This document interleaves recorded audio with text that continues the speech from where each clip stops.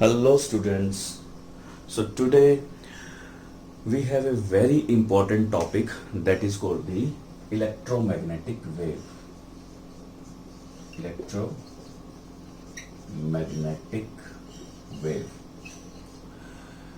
As the name suggests, it is a combination of two fields like electric and magnetic fields. यानी कि ये वो wave है जिसके अंदर आपको ये दोनों के दोनों फील्ड नजर आएंगे।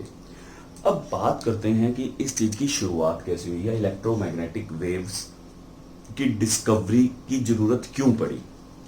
तो बात करते हैं लाइट से। पहले पहले लाइट को क्या समझा जाता था? वेव समझा जाता था। वेव के कुछ एक करेक्टरिस्टिक्स होते हैं कि वेव्स को ट्रेवल करने के लिए एक मीडियम की जरूरत होती है। ठीक है। सो फ्रेंड्स, इसके अंदर आप छोटी सी चीज को कंसिडर कर सकते हैं कि जैसे साउंड है, यदि आप और मैं एक दूसरे से बात कर पा रहे हैं तो वो इस वजह से क्योंकि आपके और मेरे बीच में एयर मौजूद है। बिकॉज साउंड एयर के अंदर ट्रेवल कर रही है और आप तक पहुंच रही है। सेम वे में साउंड को ट्रेवल करने के लिए आप सॉलिड मीडियम भी दे सकते हैं जिसके अंदर उसकी जो ट्रेवलिंग स्पीड है वो सबसे ज्यादा होती है। प्लस वाटर यानी कि लिक्विड के अंदर भी वो ट्रेवल करती है। तो it means waves required a medium. Waves को एक मीडियम की जरूरत पड़ती है। तो शुरू में जब लाइट को वेव समझा जाता था तो इस चीज के अंदर यही चीज मानी जाती थी कि हमारे चारों तरफ एयर भी मौजूद है तो शायद वो उसके अंदर ट्रेवल करती है। But the reason is this कि जब वो सन से हम तक पहुंचती है,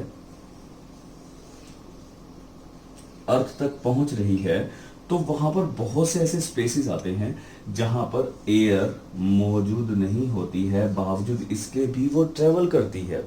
यानी कि ये कुछ अलग टाइप की वेव है जिसको किसी मीडियम की जरूरत नहीं पड़ती है। तो ये कौन सी वेव है? तब जाकर कहीं इस चीज की डिस्कवरी होनी स्टार्ट हुई कि yes, it is a different kind of wave. और जो ये वेव थी इलेक्ट्रोमैग्नेटिक वेव्स। यानी कि ये उस तरह की वेव्स थी जिसके अंदर इलेक्ट्रिक और मैग्नेटिक फील्ड दोनों ही प्रेजेंट होते हैं। तो अब हम उसके बारे में थोड़ी सी बात करते हैं और फिर हम धीरे धीरे इस चीज को समझने की कोशिश करते हैं कि इलेक्ट्रोमैग्नेटिक वेव होती क्या है।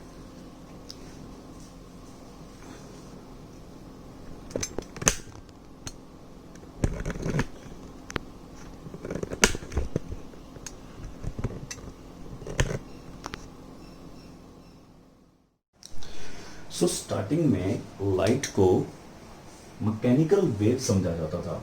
Light is to be consider as the mechanical wave. So it was the part of the mechanical wave. Mechanical wave जो होती है, it is just kind of आप उसको देख सकते हैं कि जब हम किसी स्टोन को पॉन्ड के अंदर यदि फेंकते हैं तो रिपल्स प्रोड्यूस होते हैं। दैट रिपल्स जो प्रोड्यूस होते हैं वो अपने ही जो पार्टिकल्स होते हैं वो अपने ही डायरेक्शन पर 90 डिग्री के एंगल पर प्रोपेगेट होते हैं।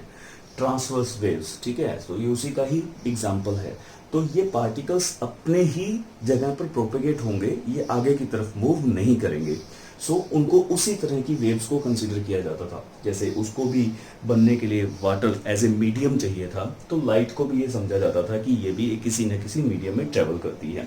बट जब इसको इस तरीके से कंसीडर किया गया कि जब ट्रेवल सन से अर्थ तक आती है तो बहुत से ऐसे जगह या बहुत से ऐसे प्लेसेस होते हैं जहां पर एयर मौजूद तक नहीं होती है, बावजूद इसके भी वो ट्रेवल करती है। यानी कि वो वैक्यूम में भी ट्रेवल करती है। तो इस प्रॉपर्टी के कारण जो वेव्स इसको कंसीडर किया गया वो ईएम वेव कंसीडर किया गया। That is called the electromagnetic wave. So now we will study the properties of the electromagnetic wave.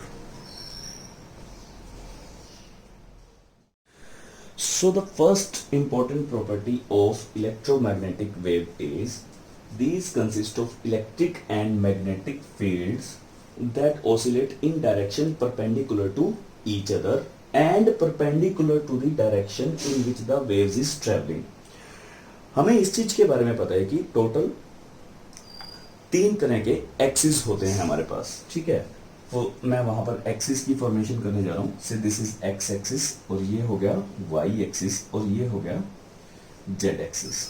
So according to this, एक तरफ यदि यहां पर हम कंसीडर कर लेते हैं this is the electric field, और जेड एक्सिस की तरफ, ये जेड एक्सिस हो गया, जेड एक्सिस ये वाई एक्सिस की तरफ हो गया इलेक्ट्रिक फील्ड, और जेड एक्सिस की तरफ हमने मान लिया इसे magnetic field, this is the magnetic field, and this will, जो थर्ड डायरेक्शन होगी, ये direction of propagation of wave होगी, कि जो ट्रेवलिंग, जो वेव ट्रेवलिंग, कि वेव इस तरफ ट्रेवल कर रहा होगा। इसका मतलब ये है कि यदि एक डायरेक्शन में इलेक्ट्रिक फील्ड होगा, दूसरे डायरेक्शन में मैग्नेटिक फील्ड होगा, तो डायरेक्शन ऑफ द वेव तीसरे डायरेक्शन में होगा। मतलब यदि डायरेक्शन वेव का इस तरफ है तो मैग्नेटिक और इलेक्ट्रिक फील्ड एक दूसरे के परपेंडिकुलर होंगे उसके, ठीक है, और अपने भी। तो ये देखिए, इसको यदि शो करना हो तो कुछ इस तरीके से हम शो कर सकते हैं, bye this way.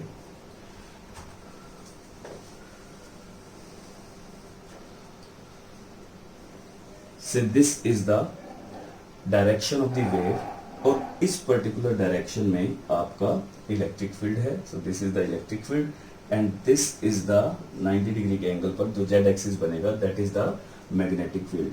So this is magnetic field and this is electric field. So like this. So ये हुआ आपका किसका पार्ट, इलेक्ट्रिक फील्ड का पार्ट, और जो इसका डायरेक्शन ऑफ प्रोपेगेशन है मैग्नेटिक फील्ड का, वो इसके बिल्कुल 90 डिग्री के एंगल पे है। So this is the part of, this is the part of magnetic field. ये मैग्नेटिक फील्ड है और ये आपका इलेक्ट्रिक फील्ड है। So this is electric field. So ये भी एक दूसरे के क्या होंगे, परपेंडिकुलर होंगे, और डायरेक्शन ऑफ द वेव्स किस तरफ होगी, एक्स एक्सिस की तरफ। So this is the part of X axis. So ये आपके एक्सिस हुए, ठीक है, these are the axis. So ये पर्टिकुलरली आपको क्या दिख रहा होगा, इलेक्ट्रिक फील्ड, ये क्या हुआ, magnetic field. So this is magnetic field, this is electric field. तो इस तरीके से जो डायरेक्शन है वो प्रोपेगेट होगा, वेव जो होगा वो प्रोपेगेट होगा, लाइक इलेक्ट्रिक और magnetic field which are perpendicular to each other and perpendicular to the, जिस डायरेक्शन में वेव मूव कर रहा होगा उसके भी परपेंडिकुलर होगा। सो this is the good property of the electromagnetic wave. So the next and important property of EM wave is regarding the speed of the electromagnetic wave. Speed के ऊपर है, all the electromagnetic waves traveling with the same speed as of light. Light की speed से ही travel करते हैं, और ये हम कल पढ़ चुके हैं, that is 3.8 into 10 power 8 metre per second. और इसी स्पीड को यदि हम in the form of centimetre में लिखें तो हमारी क्या बन जाएगी, that is 3.8 into 10 power 10 centimetre पर सेकेंड। सो हम इसको किसी वे में भी कंसिडर कर सकते हैं, दैट इज वेरी इंपॉर्टेंट। जब भी हम नेक्स्ट टाइम जो हमारे न्यूमेरिकल सॉल्व करेंगे, सो न्यूमेरिकल्स के अंदर हमारा जो एक डेटा होगा ऑटोमेटिकली स्पीड ऑफ लाइट का, वो हमें पता होगा, ऐसा यूनिट में हम उसको मीटर पर सेकेंड यानी कि इसके अंदर कंसिडर करेंगे, that is 3.8 into 10 power 8 metre per second. और यदि हम उसको सीधे सिस्टम में कंसीडर करेंगे तो that will be 3.8 into 10 power 8 metre 10 metre per centimetre per second हो जाएगा, ठीक है। सो बहुत इंपॉर्टेंट है, इसके ऊपर आपको इस कांस्टेंट वैल्यू को हमेशा याद रखना है। And the third is very important, that is it does not require any medium और मटेरियल टू ट्रेवल। इसको ट्रेवल करने के लिए किसी मीडियम या मटेरियल की ज़रूरत नहीं होती है। Even it can be travel in the vacuum, ये वैक्यूम में भी ट्रेवल कर सकते हैं। जैसे इसका बेस्ट एग्जांपल हम ऑलरेडी डिस्कस कर चुके हैं, लाइट फ्रॉम द सन। सन से जो लाइट है अर्थ तक आ रही है, वो किस फॉर्म में आ रही है, वो लॉट्स ऑफ स्पेसिस के बीच में से आ रही है, but it does not have any material. उसके बीच में कोई मटेरियल हो भी सकता है, नहीं भी हो सकता। अर्थ में एंटर करते हैं तो एटमॉस्फेयर है, बट और कितने भी प्लैनेट्स है जहां पर एटमॉस्फेयर नहीं है, या ट्रैवलिंग हो रही है विदाउट एनी मटेरियल, या in the absence of air हो रही है, तो हम कह सकते हैं कि ये लाइट जो है does not require any medium for the propagation. So this is very important part, that is called the electromagnetic radiation. क्योंकि हम आगे आने वाले जितने भी हमारे टॉपिक्स को कवर करने वाले हैं। लाइक बोहर मॉडल है जो अभी हमारा पेंडिंग पड़ा हुआ है, विच इज़ वेरी इंपॉर्टेंट, उसके अंदर हम इसका इस्तेमाल करने वाले हैं। तो आपको पता होना चाहिए कि ई एम वेव क्या है, ठीक है। Next we will discuss about the examples of the E M waves. So the next we are having lots of example of EM waves। हम अपने चारों तरफ से EM वेव से बिल्कुल सराउंडिंग हैं, बिल्कुल हम बहुत ज़्यादा यूज़ करते हैं इलेक्ट्रोमैग्नेटिक वेव का अपनी डे टू डे लाइफ में। As you can see in the picture, these are some important example of the EM wave। Like first we have cosmic waves, X-rays, gamma rays, ultraviolet, infrared, then microwave that we are using in the cell phones and all, ठीक है, radio wave we are having। So these all are the electromagnetic waves, and you know these days about the cell phones, mobile phones means they work on the electromagnetic radiations. वो electromagnetic radiations के signals पकड़ते हैं और उसी का हम इस्तेमाल करते हैं अपनी डे टू डे लाइफ के अंदर।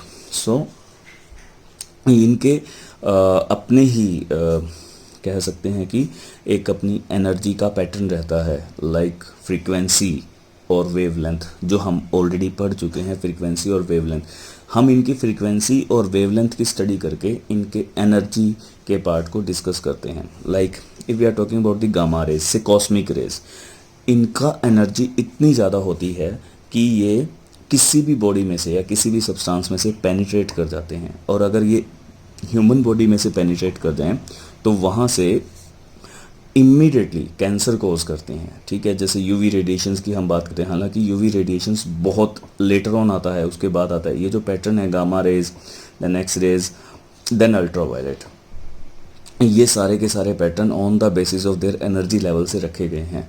यूवी रेडिएशन जो सन से निकलती है, सन से 3 टाइप्स की रेडिएशंस निकलती हैं, all are electromagnetic, as we have discuss कि सन की जो लाइट है दैट इज़ इलेक्ट्रोमैग्नेटिक रेडिएशन।